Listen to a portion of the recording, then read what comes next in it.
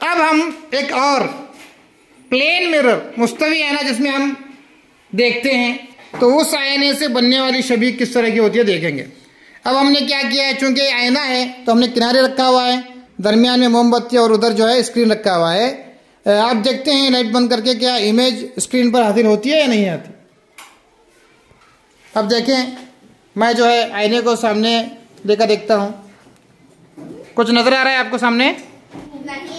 Image बनती हुई नजर आ रही है मोमबत्ती के अलावा? नहीं।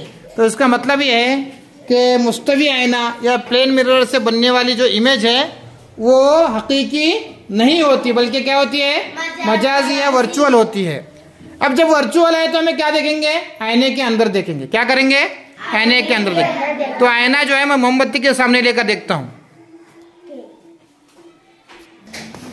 अब यहां पर हम देख सकते हैं कि आईने में जो मोमबत्ती की छवि नजर आ रही है जी।